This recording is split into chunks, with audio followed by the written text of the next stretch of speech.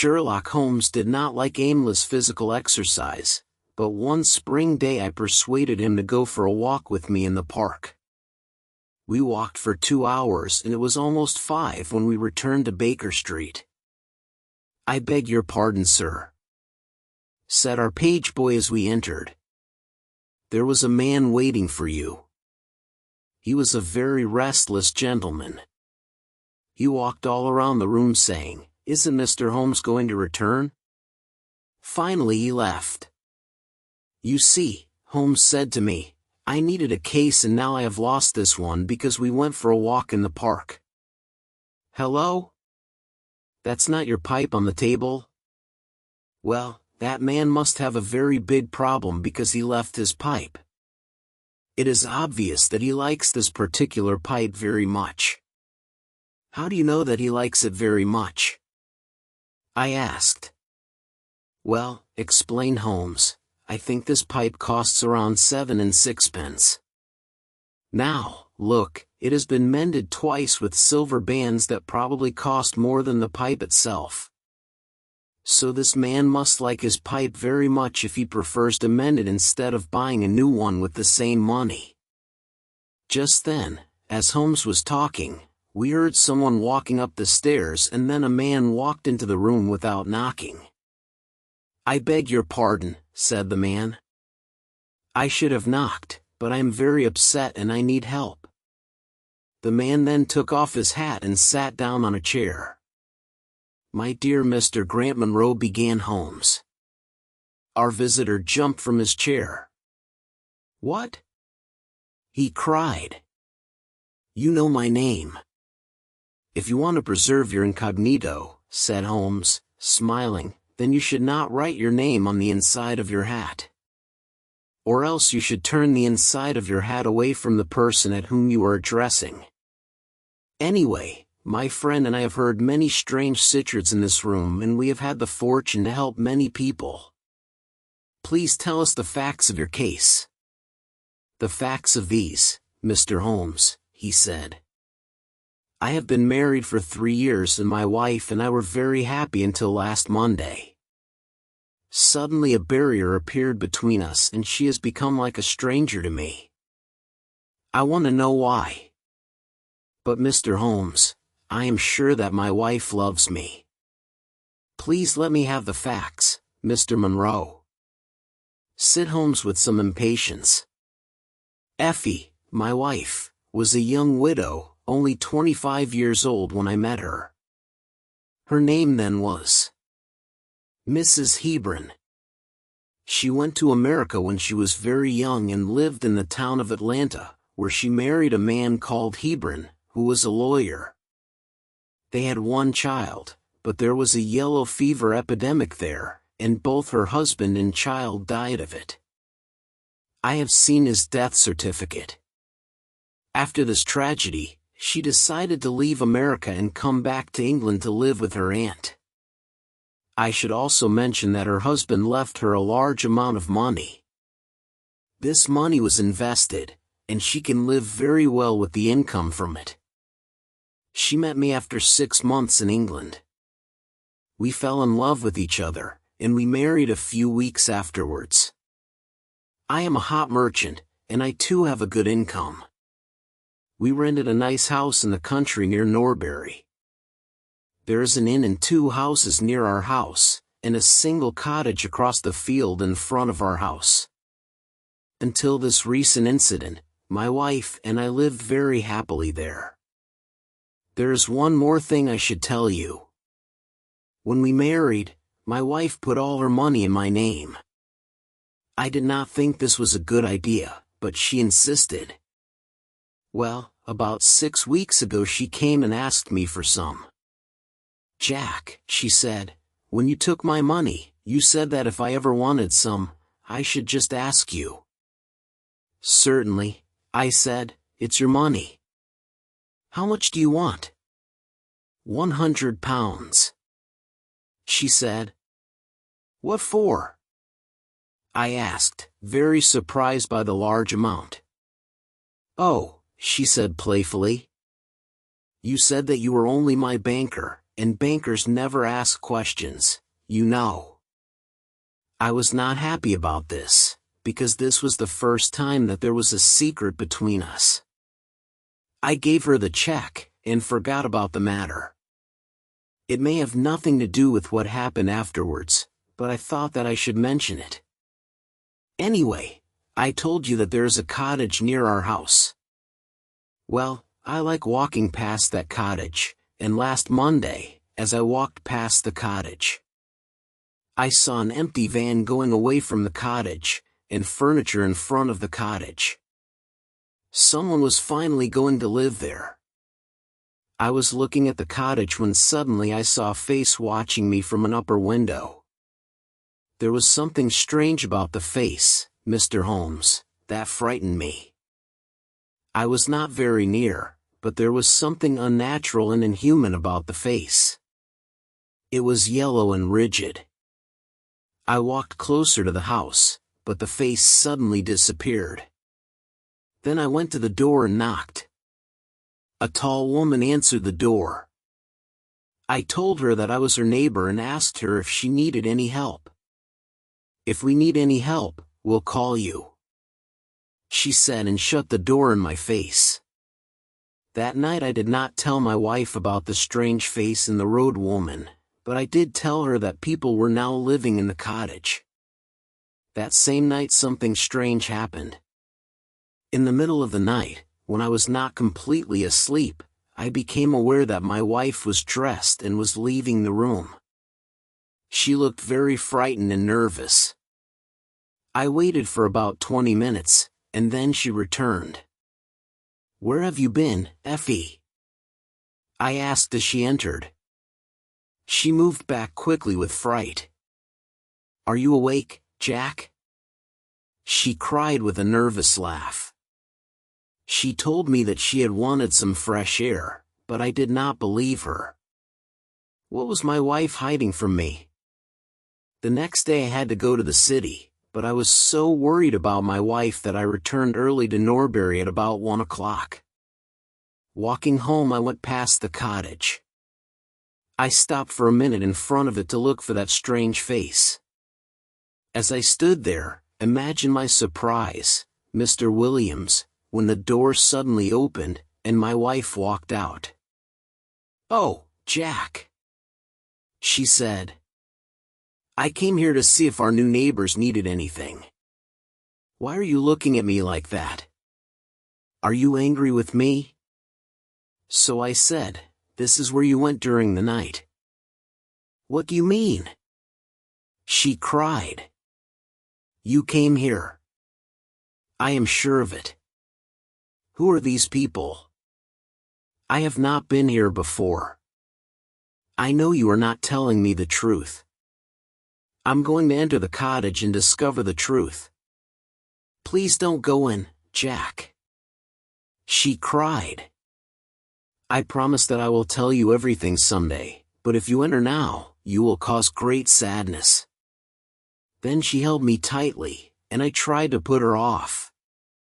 "Trust me, Jack," she cried. "You will not be sorry. If you come home with me, all will be well. If you force your way into that cottage, our marriage is finished." "I will trust you," I said. "If you promise never to come here again." She was greatly relieved. Then, as we started to leave, I looked up, and there was that yellow face watching us out of the upper window. What link could there be between that creature and my wife? After that, everything went well. But one day I returned home early. I discovered that my wife had been to the cottage again, so I went to the cottage. I walked into the house and found no one. But upstairs, I found a comfortable room, and on the mantelpiece stood a full-length photograph of my wife. I am sure that our maid had warned them that I was arriving, and they all went away. That is why I didn't find anyone there. When I saw my wife again, I told her that there could be no peace between us until she told me the truth. That was yesterday, Mr. Holmes, and then I decided to come and see you for help."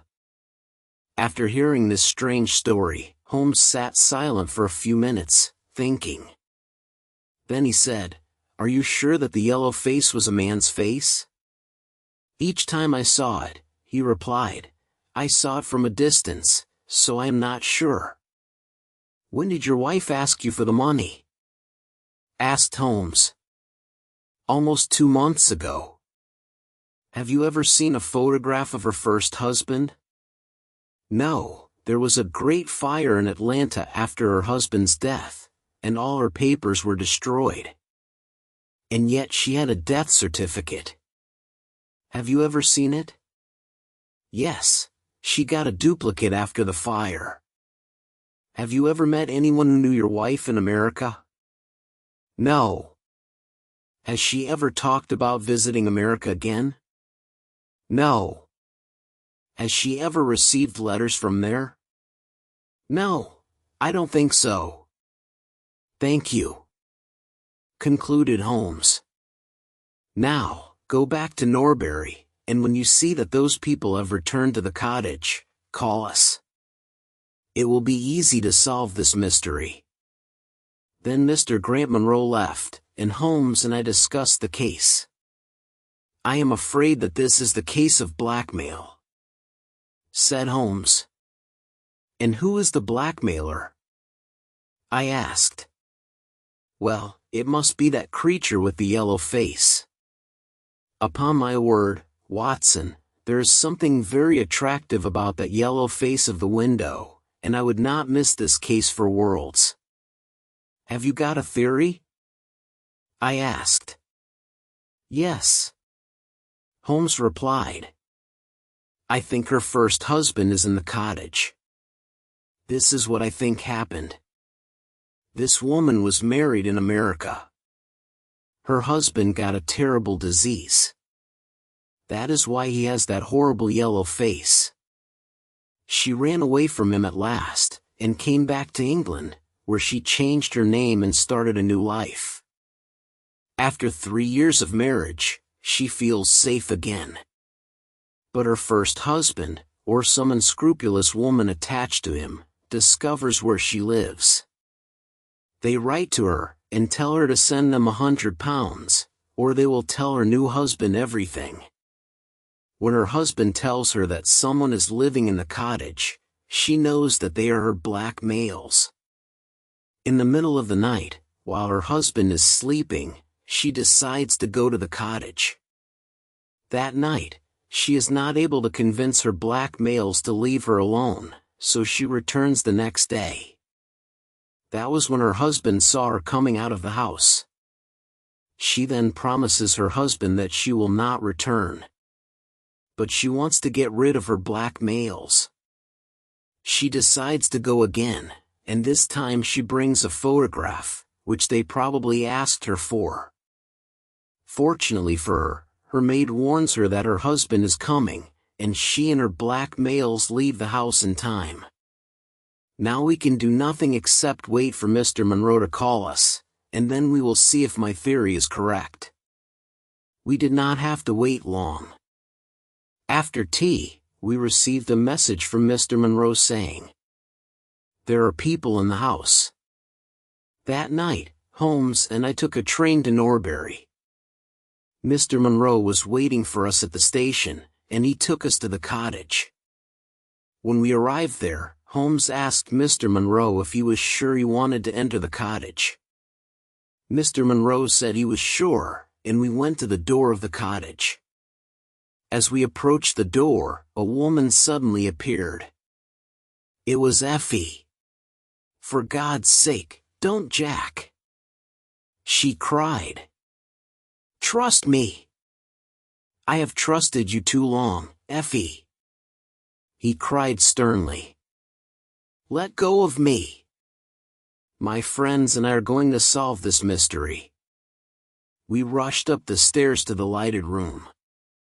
In one corner there was a desk, and at that desk there appeared to be a little girl.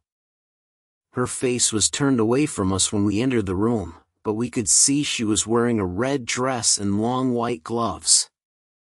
She turned around to us, and I gave a cry of surprise and horror. Her face was the strangest yellow color, and it had absolutely no expression. A moment later the mystery was explained. Holmes, with a laugh, put his hand behind the ear of the little girl and pulled off the mask, and there was a little cold black girl. She laughed. And I laughed too. But Grant Monroe stood staring with his hand, holding his throat. "My God!" he cried. "What does this mean?" "I will tell you everything," cried his wife with a proud face. "You have forced me, and now we must both accept the situation. My husband died at Atlanta.